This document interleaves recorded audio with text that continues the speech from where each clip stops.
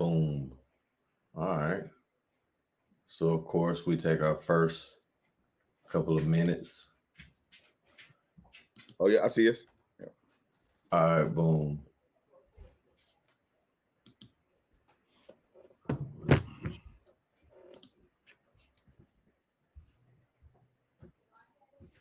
Hey, go and get up out of here, though. Yeah, Thank you. the size it looks good now. The size is good now. All right. All right. All right. Good. Good.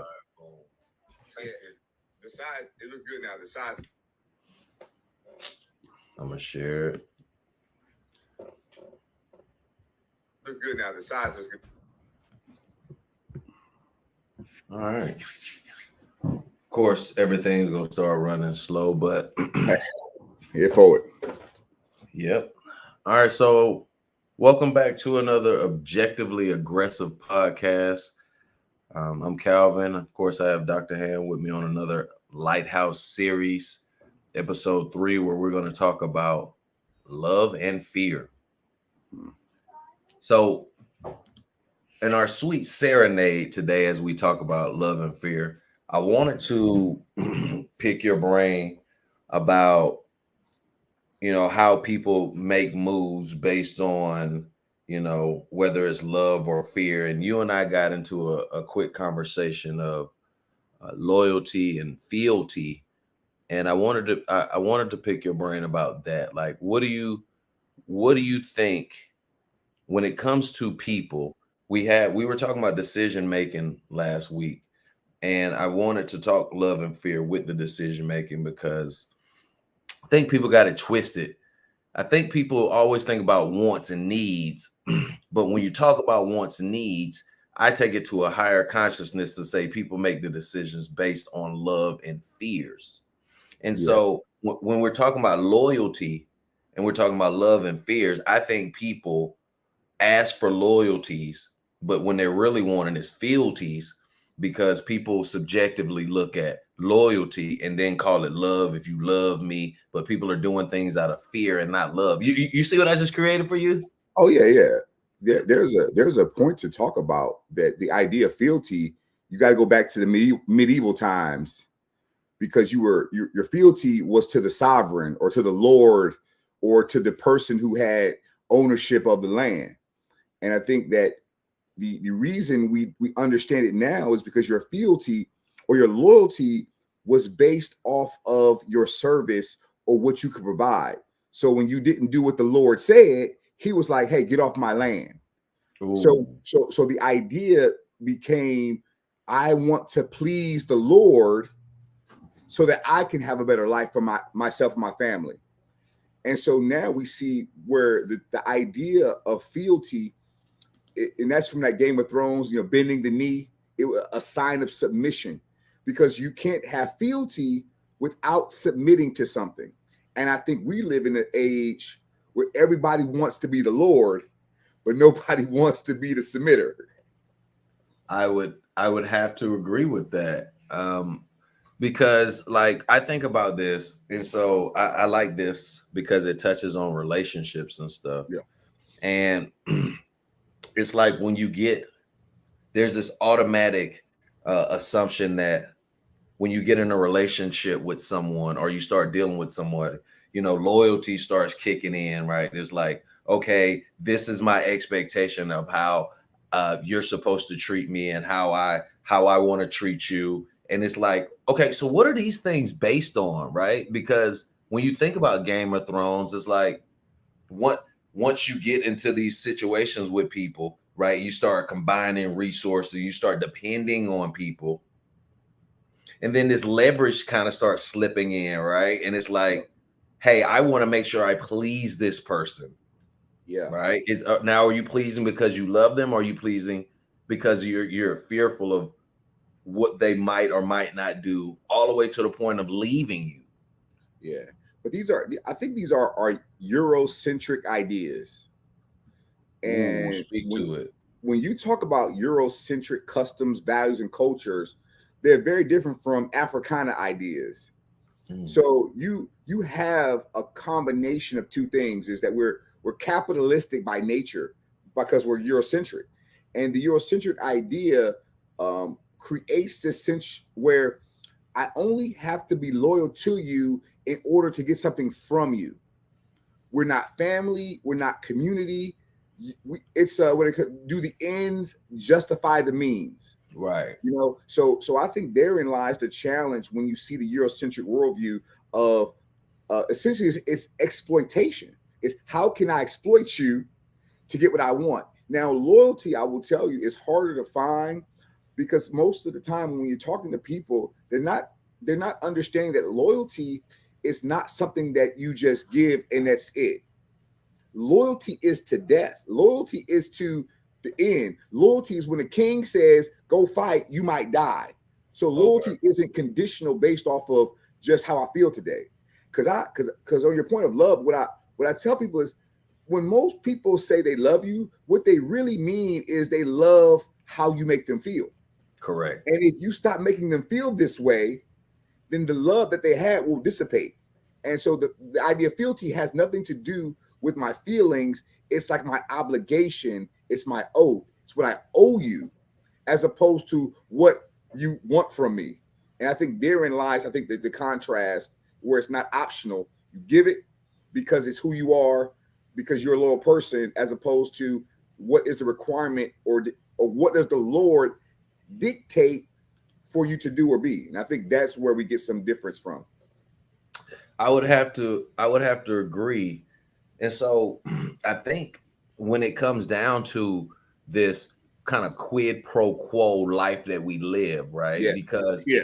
it becomes a barter of information, it becomes a barter of goods, it becomes this trust factor because us as human beings, which is why religions start existing in some of the studies that I've had, like there had to be an accountability system. Yes. Right. And the accountability system kind of came with how you treated each other. Right. So it was like you wash my back, I wash yours. Right. Because it took people to help each other and trust each other to build villages. Yes. Right.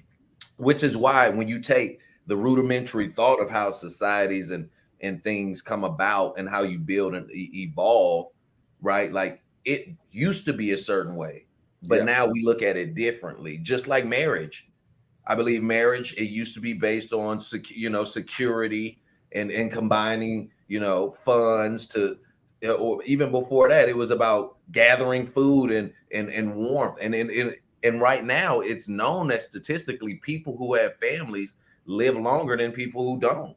Yeah. Right.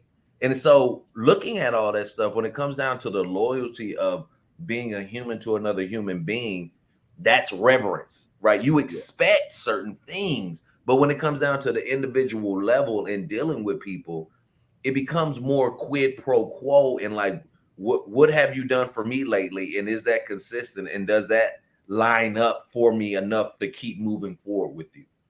Yeah. And then you have to bring in the power dynamic of it, because usually the people, the Lord or the person who gave fealty is the one with the resources. So there was a necessity for your loyalty, because if you didn't give it to him, like I said, there was a consequence. And I think that we've gotten to a point where we see the consequence, but it can come from social status, where you see a lot of people today where they would get divorced, but it ain't financially in their best interest. Correct. And so your loyalty is to your necessity. And I think therein goes to a larger issue that the Lord of the land or the person that's in charge who you gave fealty to did allow provision. And I think that was apart from you or what them. It's because of what they got, because you were measured by this. As a landlord, I measure it by if my plumbing is good. See, if the king subjects are not doing good, it makes the king look bad. And so the same thing with like loyalty and fealty. It's like the person that you're giving it to has an obligation to make sure that they understand that. Yeah. Give it back. Like there's an understanding. And so that's why I actually talk about making love logical. Right. So we talk about different things, but my concept of making love logical is taking those concepts of hey, since we're going to both be lords to each other, Yeah. because that's what it is, right?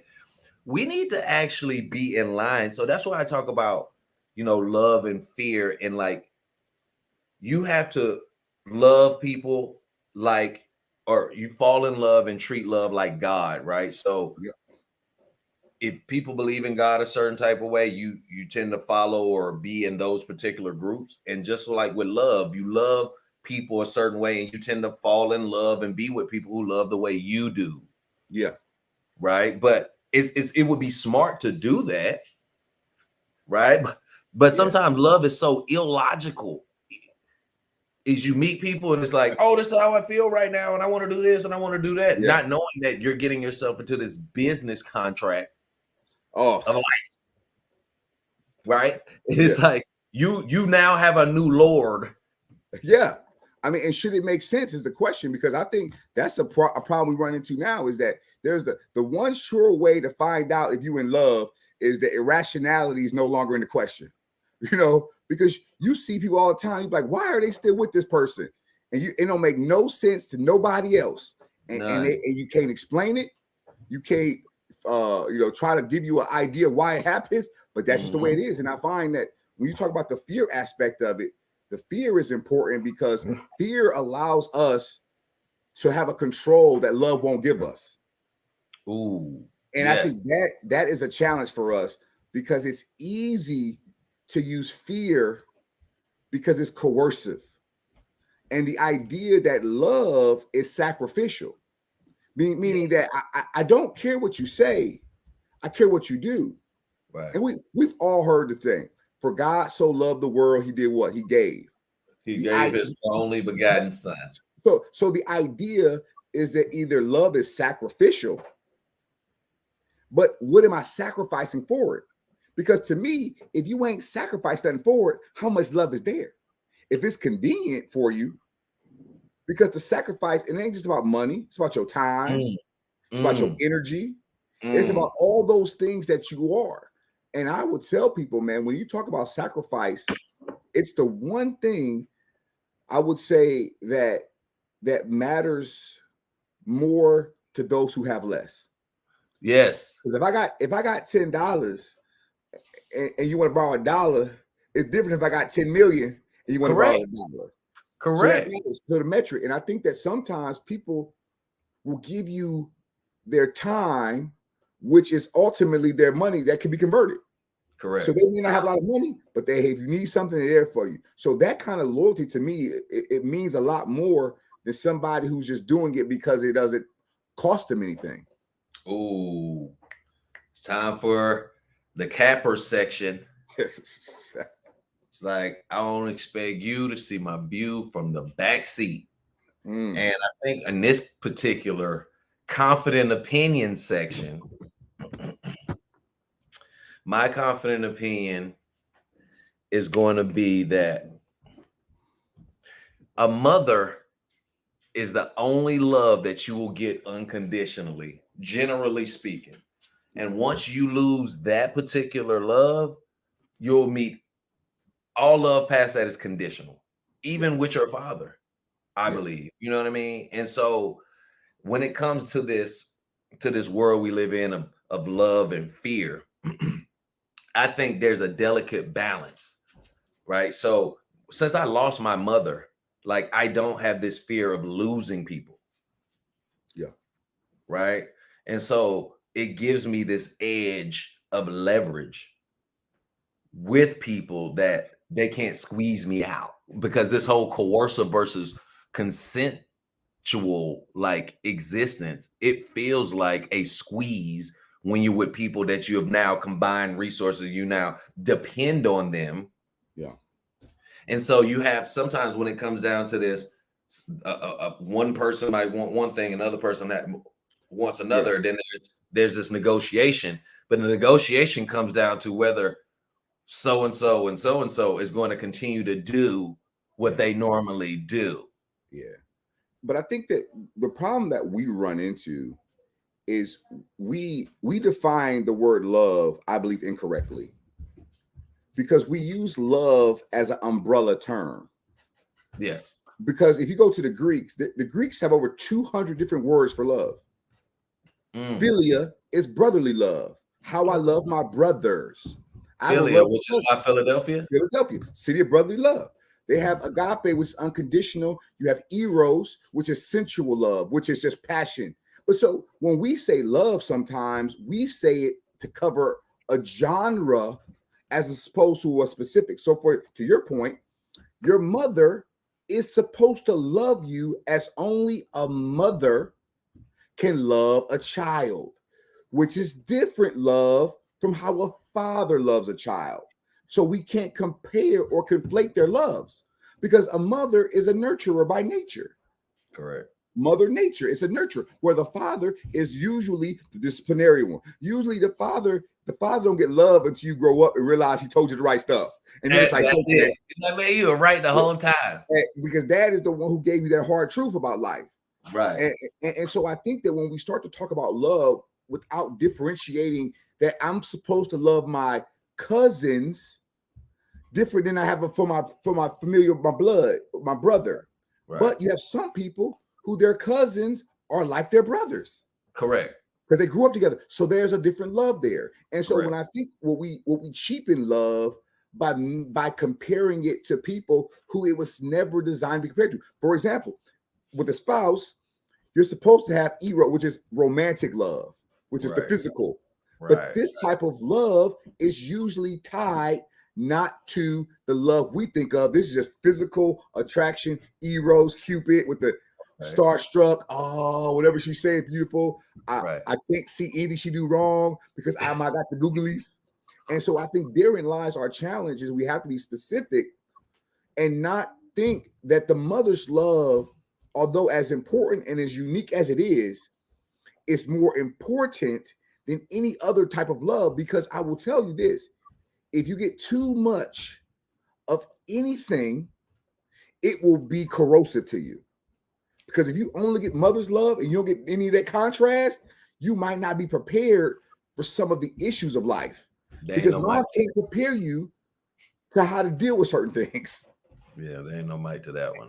And so I think that's where I say love has to be measured to the individual relationship. So each person that you know that you say you love should be measured differently. And there are people, and that's why I think when it goes back to this, yes, you can love more than one person. This whole idea of you only can love one person is a Eurocentric idea. Yeah. Because you go back to Africa, it wasn't about that. Because a lot of times, these people don't tell you. When kings in Africa got married, they may have had hundreds of wives, but they may have not slept with all of them. Right. Because the wife was not about eros. It was about power. It was about your husband just died in the war. You're a widow. I will take you into my house. Right. Not for physical, because I got wives already, but now your children will have an inheritance. So we've had this idea where you can only love people one like a soulmate. And that idea is made by Hallmark to sell cards and Cupid to sell rings. It is not it's not pragmatic. So I talk about soul ties, right? Ooh. Not soulmate. I know what you mean. If I say soulmate, I say soulmates that reflects soul ties, right? Because people try to individualize. It's like, how do you meet a soulmate when there's like a billion people in the world? You just happen to be in your particular area. You just happen to bump into that one person who just happened to be your particular soulmate. Get the but you know, it's one of these things where when you take the time, you can get to know a person so well where it feels like you're touching their soul and you want to be around them. And so going back to the make love logical, I think that's beautiful because the different levels of consciousness of love make sense. Yeah. Brotherly love, cousin love, cousins that become elevated to brothers type stuff. You know what I mean? It all exists. Auntie, uncle. Yeah. But see, here's the crazy thing, because the way we're brought up, the first love that you have for the opposite sex comes in the form of the parent. Yeah. And so there are things that you're looking for in a spouse that your mother had or your father had, consciously or unconsciously. Oh, yeah. if they were present, right? And Yeah. they portrayed some sort of Yeah. positive, and A lot of people, so their grandmothers took on the role of mother. a lot of people, Yeah. like, That and was a even if very, you had parents, yeah. the grandparents were more of a parent than the parent. Which is part of the challenge that we run into today, is because I don't use the word soul tie anymore, only because of the religious connotations to it. I believe it's a frequency. I believe we vibrate with people who are on our level, that we like. I think it's like an energy. Yeah. Because when you cross energies with people, you know how I think it's like a magnet, right?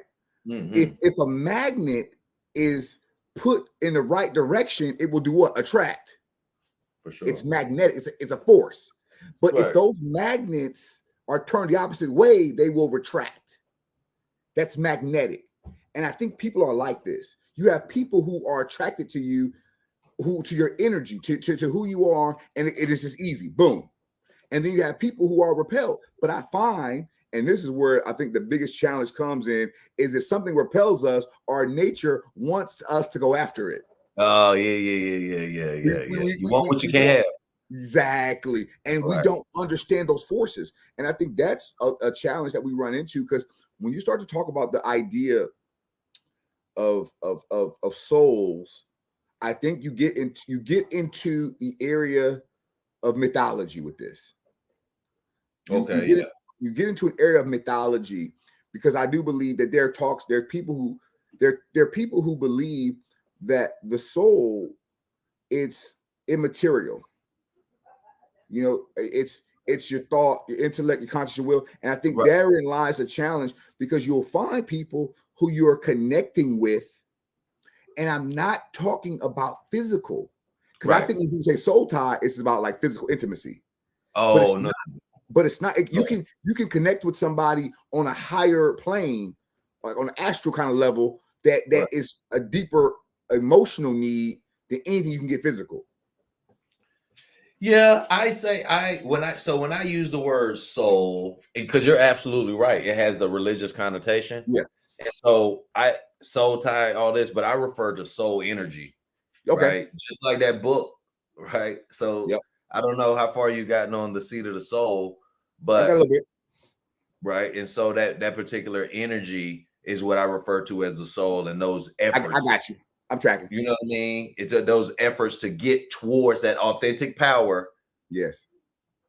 Which is with soul. So, as we keep it moving, I wanted to talk about, our particular section when we're talking about what's the difference between me and you. And we were talking about that specific difference in loyalty and fealty, I believe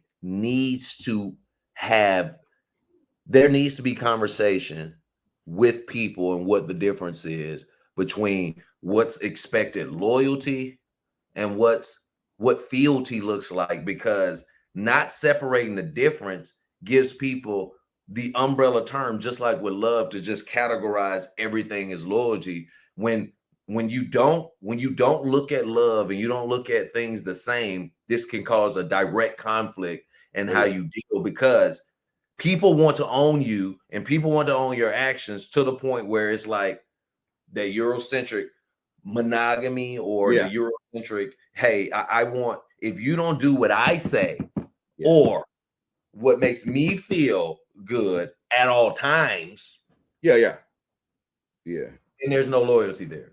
Well, because I think the words, and the words can be interchanged, because fidelity is the same thing as faithfulness, being faithful. And so the problem I think that we run into today is that we speak for our future self with our current knowledge. And so that creates a problem for us, because I believe that when you talk about faithfulness, it's I took a vow to do something, right? So if I go against my own word, because remember, before I talk to anybody, I must first sign a contract with myself. Correct. And so I'm going to say, I am going to provide blah, blah, blah. Now, when I don't do what I said I was going to do, For example, if I said I'm gonna come through with $50 for you, right? And if I didn't do that, then I wasn't faithful. I wasn't loyal. I didn't come through for you. But Right. I didn't have to say that. I could have just been like, I can't do it for you. Right. So I think that we sometimes put ourselves in situations where it's like, look, man, you got married, but you still want to have a bunch of randoms. Okay. Now I didn't make you do that. I didn't make you commit to nothing. I didn't make you say no vows. And if you had a situation worked out with your significant other, well, y'all could do that, and that's great. But if she's under the pretense that you only gonna be with her and you want to be with some randoms, you gotta have a conversation with yourself first. With yourself first, and say, hey, look, my today me made a promise for the tomorrow me that I couldn't keep. You know, and that's a tough conversation. But so I think people need to have the psychological safety to be able to say that they misspoke. Fair. Right. Oh, yeah. But then if there's a propensity to always misspeak, then that's going to fall upon the person and who they are. But when we talk about men, I think that men find themselves in situations of not being in power when it comes to sex, with women being the gatekeeper to sex, finding themselves in positions of having to bend the truth, lies of omission, and things of that nature because of the foundation of what society has laid down for what an expectation of is in any approach or any courtship. Oh yeah, and I live by an axiom. I say, look, man, you do not put a potato in hot water unless you intend to smash it. Okay, because at 212 degrees, water starts to boil. So you cannot put yourself in situations, because I find that this is the thing. What we find out is that it's not, to your point, yes, we none of us are here walking as saints among us. We all are fallen. We all have ideas that are not as enlightened, that could be better, and we make mistakes. But when you start talking about the ramifications of your decisions on others, we do not control what other people think of our mistakes or not, whether they forgive or not. So I may say, hey, yeah, I made a mistake, but the faithfulness, because I believe that you can be together with people that you don't trust if you have the right motive. Because I find a lot of times that there are people who don't trust the people that they're with, but they either feel I have no alternative. I know, and it's like, look, at least he respects me enough to not put it in my face, you know, to be smart about it. He respects me enough not to. Well, because I will tell you, and I've seen a lot of people that don't know how to have tough conversations. You know, they don't. They don't have tough conversations.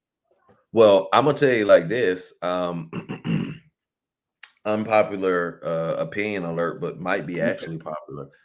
I don't think most people know how to have difficult conversations or interaction. Yeah. And then I've now recently started acknowledging and saying this stuff to some of my white Anglo-Saxon type people, like, yo, y'all would not do well at a space game. Like, y'all are so damn tense. Like, good Lord. It's like, y'all can't handle not one difficult interaction.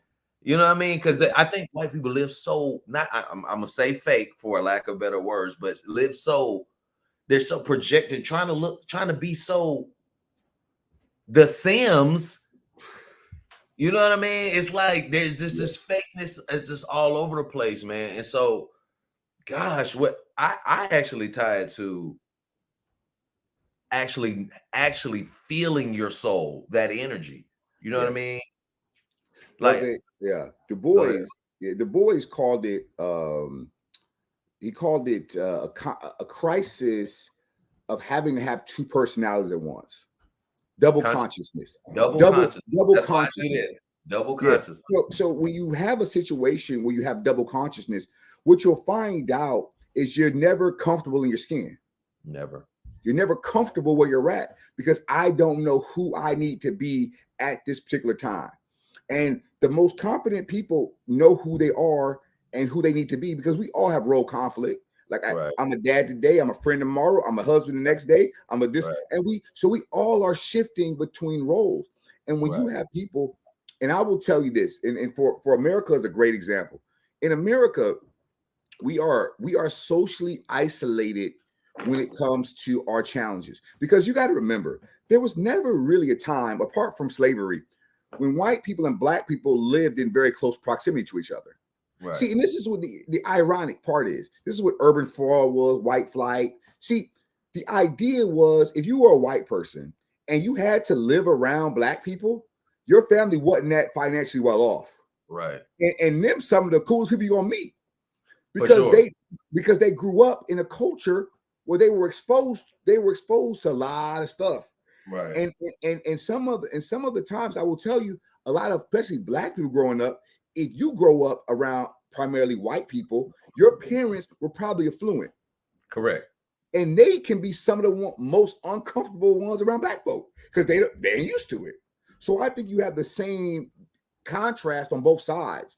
And you have very few people can walk through both spaces. Yeah, I know. Can walk through both spaces. So I will tell people that I'm not as concerned as about the conscience of people, because I feel that we've taken on the mantle that wasn't our mandate, meaning it's not our responsibility to teach people things that your parents should have taught you. Like if you're 30 years old, you don't know something, you should have learned that when you was 8. I'm not gonna give it to you all in 2 minutes. Yo, I feel like I had that same thought today. Like at some point in time, you just get tired of like teaching. Yo, you the same. No, you get tired of teaching the same lessons, because if it's a new lesson, you good. Oh, that's true. It's the same lesson. Well, but if it's the same lesson to a different person, yeah, you feel like it's a new.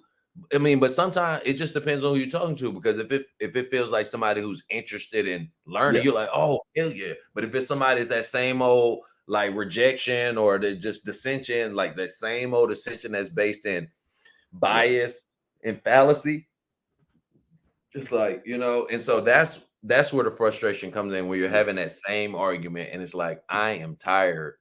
And it's like, why is it why it should not be black people or anybody's responsibility to teach other people.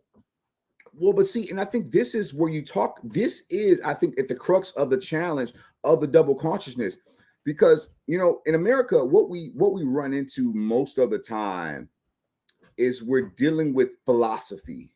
Ooh. We're dealing with theory, and we've never brought the theory to the abstract. For example, there are a lot of white people in America who still think that black people are subhuman and inferior. We know this. They say it, right? And my question then becomes, is when have people ever been told that we are not? Because they used to talk to us and about us as being inferior. And I've been doing a lot of research on this, and I haven't come across any campaigns, any media, any government issue that says the contrast. All they told us, hey, we passed some laws now, Civil Rights Act, but passing laws don't change the thinking. After the time, just because the South lost the war, they didn't stop thinking, well, these are humans now. No, they still thought that. And they taught this to their children. And so my thing is, I asked people, I said, this dude said, Black Lives Matter. I said, when did they start? When? No, when? Like, when did Black lives start mattering in America? Boom. When date? It wasn't from 1776 to pick a date. When did our lives matter here? When did we stop using these tropes of birth of a nation, of we've had so much indoctrination and propaganda that we were animals, we were inferior, we were beasts, we were savages, we were fed to alligators. This is all this stuff that was said about us. And I'm just asking, when did they counter the narrative about these things? They never did. All they did was mass incarcerate. As soon as civil rights ended, mass incarceration went like this. Well, some very smart person went back to what the Constitution said in the 13th Amendment and said, holy shit, Yo, slavery's still a thing if we get people locked up. It is. And so they receive, and so that's why as soon as the 13th Amendment was passed, Virginia and all these southern states started passing vagrancy laws. Hundreds of thousands of people who were now freed, who had nowhere to go, they pretty much criminalized you not being on a plantation. Correct. So how the hell can I be free if I step off this plantation? You're gonna put me in a jail, and then convict leasing is you're gonna sell me back to the plantation. So how am I free, people? Explain it. And so this is what we don't talk about. We don't talk about how after slavery, in some instances, it was actually worse for us. It was. People think that slavery ended and everybody saying kumbaya. It's like, no, bro. And more importantly, the thinking did not change. The idea of the reason you had to be lynched was not changed.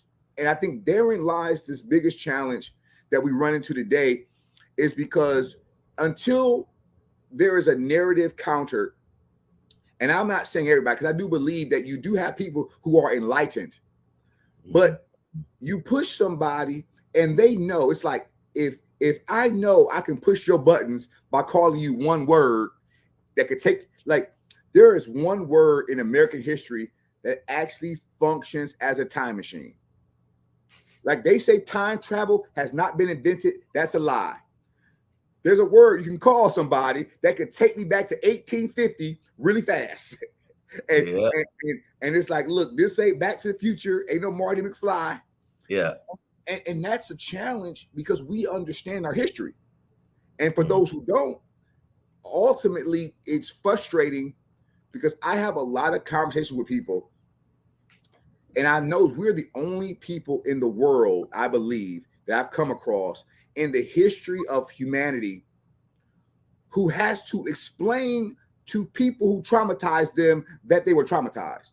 Like, you never hear somebody go to a Jewish person and be like, well, the Armenian Holocaust was actually the first time the word Holocaust was used. It wasn't used in 1940s. The Holocaust happened in the Armenians in the turn of the 19th century, where millions of them were killed, but we don't compare that. The only people who struggle is compared is us. The only people who are told, well, let's don't talk about the past. I'm like, this in the country of remember everything. Remember the Alamo, remember 9/11, remember the Maine, remember everything, but forget about our trauma that our great grandparents did to yours. No, that 9/11 stuff every year, bro. Every year. And I'm not opposed to it. I'm not either. My only thought process is, don't tell me I can't talk about what your family historically did to mine, and you get fragility, and your fragility come up. Because if your fragility come up, that's fine, but it does not invalidate the idea that we can remember it, and we have to talk about it. Right. And it's time for a Cockley explanation. Give it to him.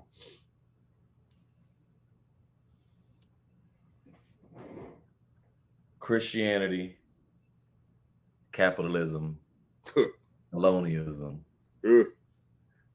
3 C's, critical race theory, class, tribalism, race. When you factor all that into where we live, there's a conversation to be had about, we're talking about love and fear. Yep. And we operate in a way that we're trying to figure out what we love and fear. And so my Cockley explanation is, at the end of the day, most people only love themselves, which is why we find ourselves in positions that nobody actually cares, because Black people, we care about what we care about. It could be other Black people, it could be whomever. But I think that inside the Black community, people don't care about other Black people until there's a situation like globally or nationally that creates a Black solidarity through trauma. And at that same exact time, white people retreat to white solidarity and they don't say a word. Bro, I will tell you this. This book changed my life. This book changed what I think about Black people. It changed what I know about Black people. And it also changed the ideology of why we think what we think about each other. Because we have a syndrome that we don't talk about. We all have a syndrome that, and guess what? So listen, the American Medical Association said that we cannot define what racism is. We cannot make racism or racist people, we cannot get a classification in our DSM, right? You go to DSM, right? We can't get a classification for it.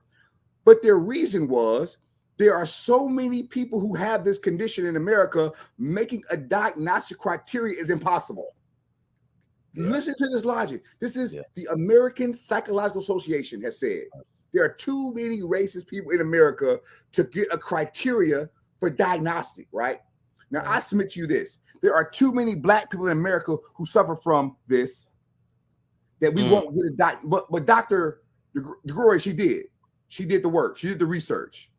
So what? Give us a little bit. Give us a little bit of it. What's it saying? Let me explain, man. Okay, so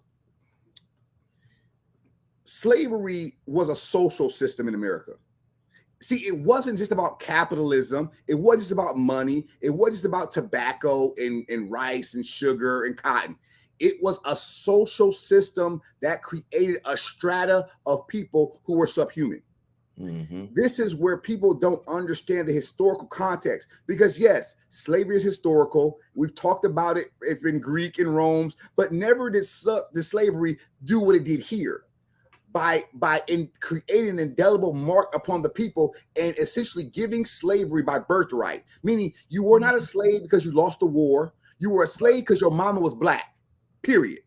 Anyway, so this book talks about the trauma, because when slavery was ended, how many therapists came into our community? What effort was used to reconnect families who were sold to Mississippi Delta? There was no effort.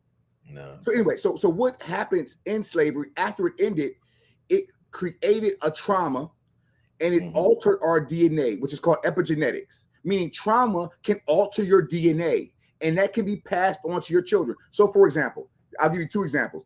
If your child was showing signs of growth and maturity, they could be sold by the slave master, right? So the mother or the father, when the slave master said, "Hey, look at little Tommy, he getting big," you would say, "He a little runt. He ain't nothing. He a pipsqueak. He good for nothing." So we would talk negatively on our children because we did not want them to be sold away from us. Oh, wow. So we would diminish them. So if your child brought home an A, you'd be like, well, if you brought home a C, you'd be like, I need an A, because we never learned to esteem our children in slavery. Because when we esteemed them, they could be sold from us. And as a protective measure, we would always downplay. Look how clumsy that boy is. So that was one thing that we did, right? And when slavery ended, we kept the same culture. Wow. Because when you don't esteem somebody, they have vacant esteem, and they're going to look for esteem in other places. Another thing is this. During slavery, a child, the slave master did not enforce slavery in the social system. The parents did. Correct. The parents made you the slave. So the parent, if you show any sign of talking back, of rebellion, they would beat you to the inch of your life. Right. Because if you showed that same disrespect to a white person, it'll get you killed. So the parent had to beat, and up until the last probably generation, we've had that same culture. We beat our children, and don't even know why. Because Big Mama did it. So these are cultural things. So when you talk about this syndrome, the two biggest things that it has is this. Why would somebody kill you if they step in your Jordans or if you scratch their new car? Why? Because if I take a culture of people who've never had anything. And so now this possession is how I remove the stigma of slavery, is what I possess. So if you damage that, you take me back there. And therein lies our challenge. And we've never talked about this as a community. So now we don't understand that this dude right here got no self-esteem. Nobody's ever told him he loved him. Nobody's ever encouraged him, because remember, love during slavery was a liability. Right. If you loved them kids and they was taken from you, now of course you're gonna heartbreak it, but you had to treat them distant. Yeah. You had to have emotional distance. Emotional distance. And we still have it today. It didn't in change. The wrong way.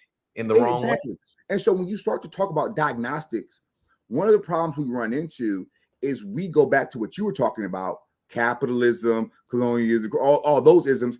And now what people don't realize, and this is, I would say, I try my hardest not to be negative against Black people, because there's already enough against us as it is.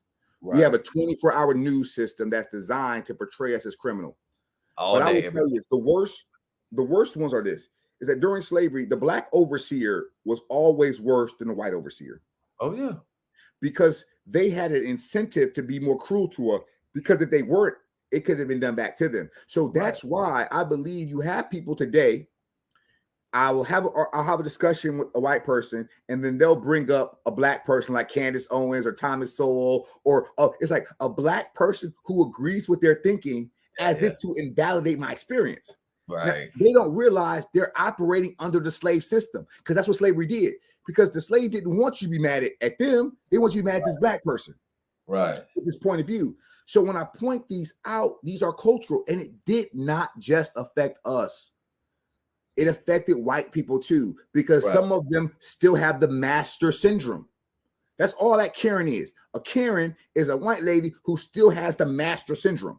Because if I'm a Black person, I'm supposed to stop what I'm doing, be apologetic, say yes, ma'am, and no, ma'am, and avert my eyes and get off the sidewalk, because they still think this way. And that ain't the truth anymore. So we're dealing with these cultural issues, and we're trying to not only survive, but to thrive. And therein lies the challenge of individualism, because I'm an individual first. Right. Because I'm individual, and individuals pursuing their self-interest, and therein lies the challenge, because now I'm retired, I ain't gotta go to nobody's job, and my self-interest is truth. I want people to know the truth, and we have been lied to, systemically lied to, and we have been taught a history that portrayed the people who abused us as heroes. Now, last thing I will say is this: we are the only culture. This is my cocky opinion. Confident. Cocky opinion. We are the only people. Cocky explanation. Cocky explanation. We are the only people in the history of the world whose history is taught to us by the enslavers of us. Mm-hmm. The Chinese do not have Jamaicans teaching their kids Chinese history. Yeah. You know what I mean? The Germans don't have the Brazilians teaching German history to them. Right. And if you're no one who teaches you, no one who hates you can teach you. And it's not even the individuals. They made a system to detach themselves from it.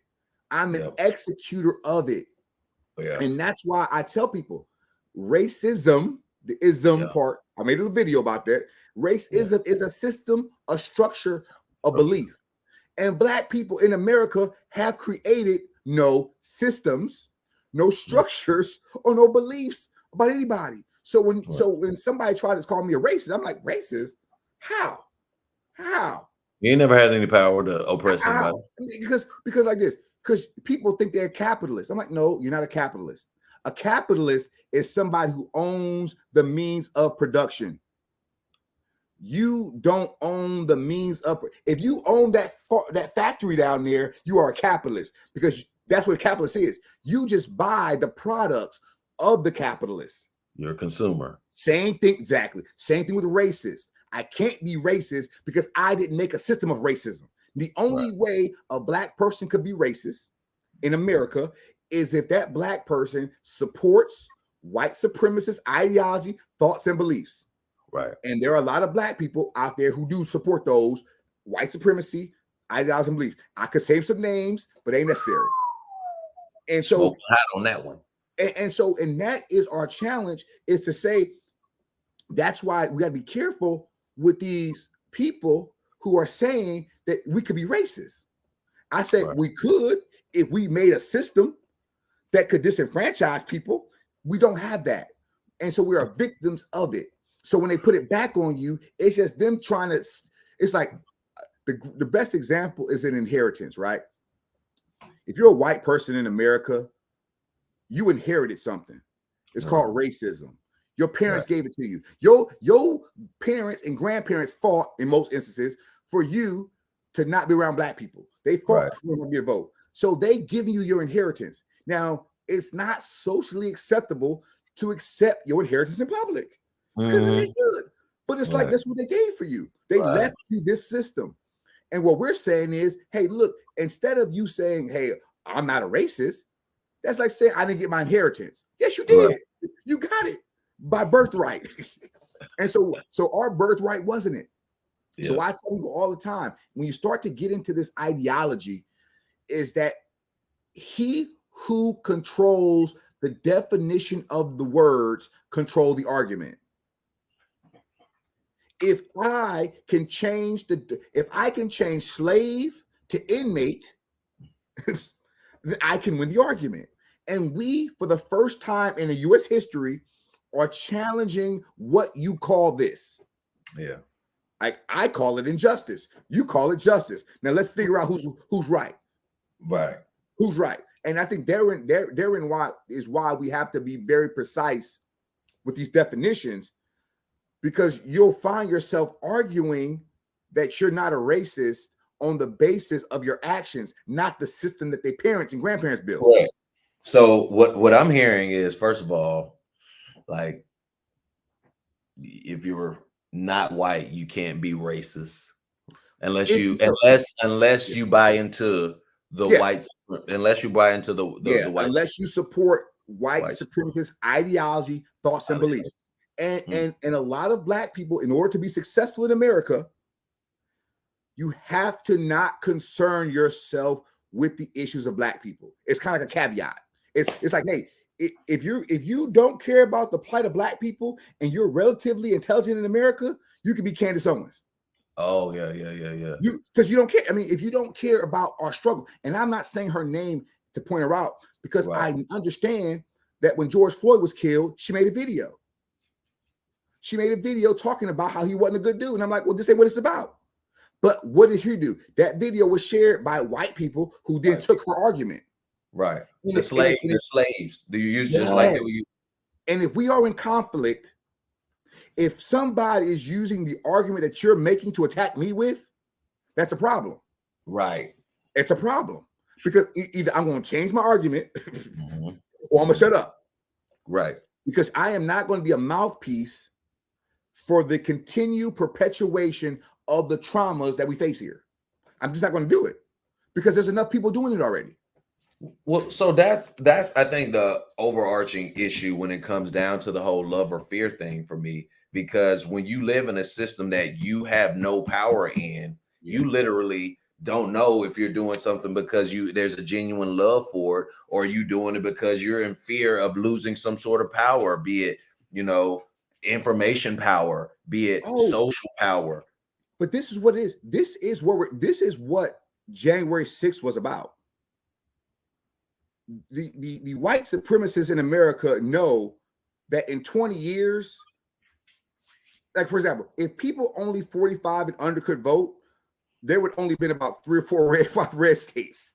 They understand that the tide is changing against the ideas because we've hidden racism in political ideology. Oh yes, that's it. And we've not allowed the decoupling of that to happen. Because I will tell you, it's the ideas that you support, not what your color is. I don't care what your color is. What ideas do you support? Because it's the ideas that are perpetuated that lead to the biggest challenge, especially when it comes to how black people are perceived in America, which is what I research. This is part of what I do because I understand that for every positive image of a black person, there's 10 negative. 10. And it outweighs it, maybe. And that's why I find, You'll never read a newspaper where a white person is referred to as a thug. You'll never read. You'll never go to after a sporting event where a hockey team wins and they tear up the city. Oh, they were just having a little fun. They got out of hand. We went overboard. It wasn't a riot. It wasn't a mob. Or 4 people died. But see, their language is what catches us because we're not talked about in these ways. Right. And I think therein is our challenge but I believe it's fear. I believe fear is a big component of it because the fear is deeper. It's what Jefferson said. He said it's like slavery is like holding a wolf by the ear. You can't safely hold it and you can't safely let it go. And I think there's this fear that Black people in America will do to white people what they've done to us. And that is no basis because after all this time, it's like, look, we want to be left alone. Like, honestly, people don't want vengeance. Because I was talking to this lady the other day. She's talking about, anytime somebody brings up the topic of reparations to me, my first thought is it's a deflection. Yeah. I said, look, man, you cannot repair something that ain't even like this is how I look about it. If my water is overflowing in my kitchen, right? Should I turn the water off first, or should I try to soak up the water that's already on the floor? We should turn that water off. See, my thought process, the water ain't been turned off yet. Right. You have to turn the water off before the cleanup can begin. Right. And until we turn the water off, the cleanup ain't gonna happen. Because what we've been doing is we've been putting towels down. Right. Yeah. To sop up the water. And I'm like, no, well, turn the water off. But the problem is that we don't control the spigot. Okay. All they do, they keeping us more towels.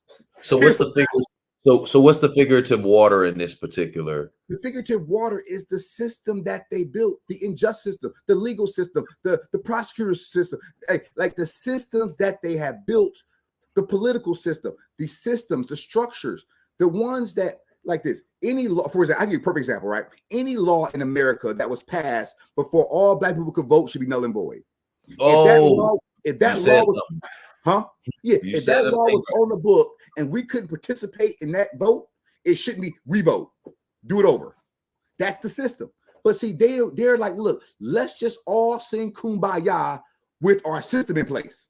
Yeah, that's what they forced it. Yeah, they're like, look, the whole thing needs to be thrown away. They're like, look, we made Jay-Z a billionaire. Can't y'all just be chill? It's like Obama was president. Yeah, it's like, can't y'all just chill? And I'm like, listen, the problem we run into is that we always are giving tokenism. Here's a quarter. Go play the video game. Here. And the problem is, this is why people didn't understand Black Lives Matter. This is why they didn't understand it. They were like, these people are destroying property and the building, and they burnt down the police station. I said, listen, if ain't no justice happening there, what do you need it for? Well, they ain't no need. What do we need it for? Because when they didn't get their taxes lowered by the king, they went and burnt up ships. They threw a tea party. They went out. Tea party. It was a whole tea party. Yeah, they did all this. But they think that we just gonna sit here with injustice and just keep, we shall overcome. Talking about we gonna pray. I'm like, no, leave that alone. Leave that for your church. And what we found out is this.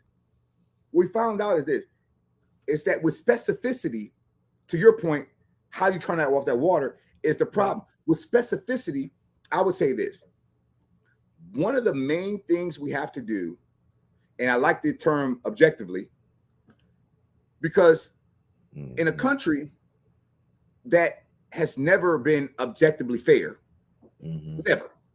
Country has never been objectively fair. What they've been is objectively unfair, but because they were the majority, it was objective because they, for example, in 1980, 80% of all the patrol cops were white men, right?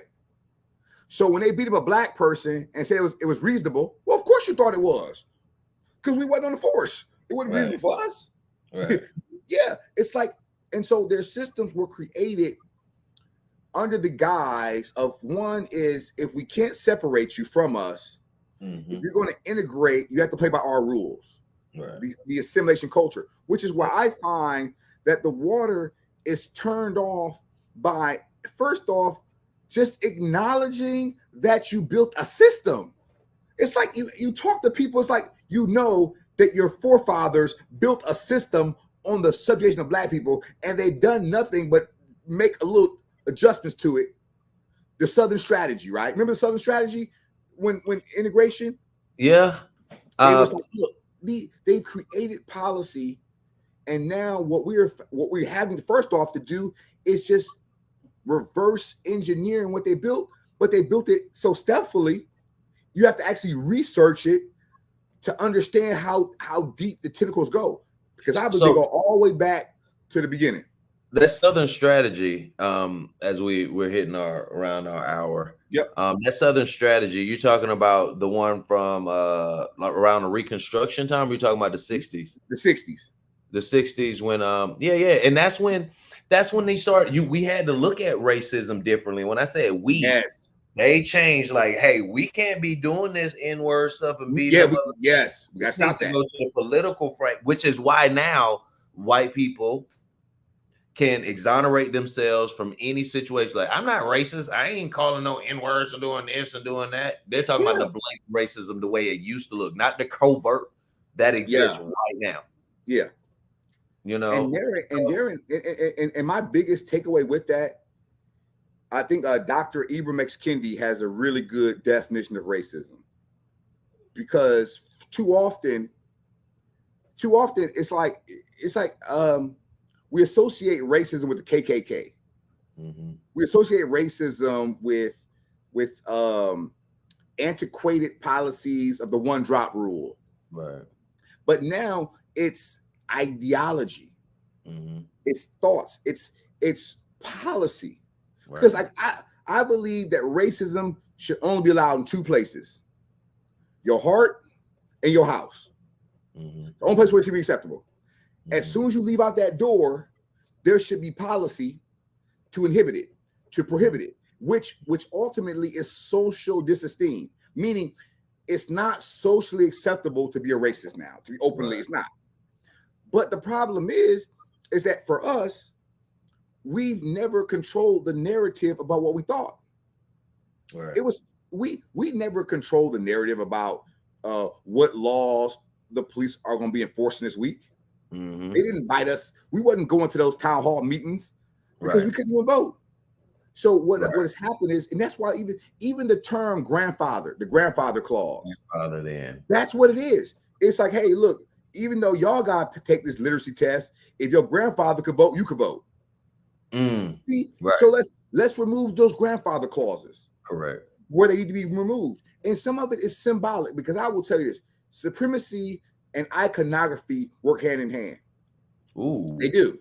You cannot remove supremacy without the imagery that supports it. You know, but you now get into other issues. White Jesus. Oh. All those other stuff. You know. I'm like, that, you know, hey, Doc, you know where that's going to take us if we start touching on that. All right, look, so as we wrap up another great episode of the Lighthouse series, presented by Objectively Aggressive, I wanted to close out as we talk about love and fear. Yep. It's hard to understand, you know, where we lie unless you're paying particular attention to where you sit in this world and in society and how you need to move based on the structure. Yep. And so to understand what decisions you're making based on love or fear, needs or wants, is based on a system that you might not have that you have no control over. And so are you doing things because you love it based on some sort of a simulation? Right? Yeah. Like, these are things to question, but that's why people should know why they're doing what they're doing. Yep. You know, and know where you are in life, right? And know why you're doing it, because, like, here's the thing. If you are existing in this world and your only goal is to get money, I think you're living from a standpoint of fear. Yeah. Right.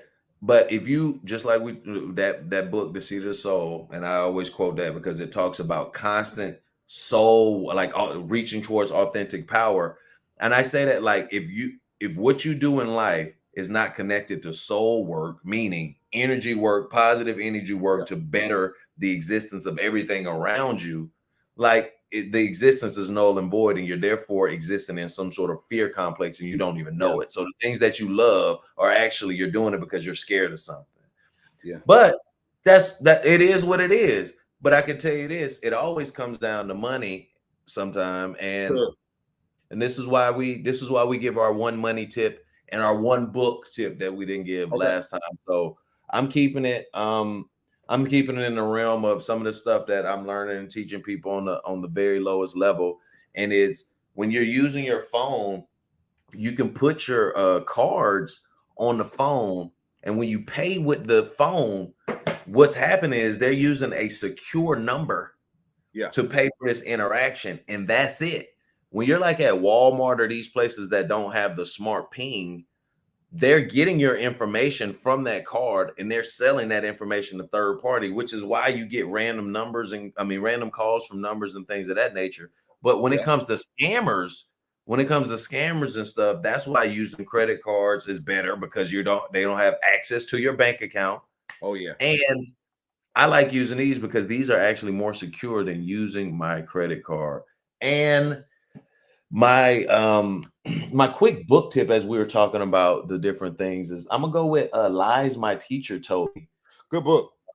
Great book. James W. Lowen. It completely exposes a lot of the lies that we were taught.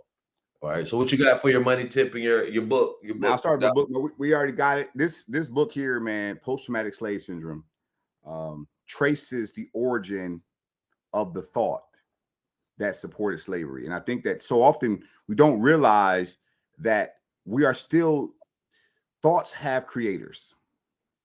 And sometimes, depending upon who the person is, the thought can be even more Right. heavily. So when you go back into this book, it goes into the origins of how this system, how the person that said all men are created equal could own people.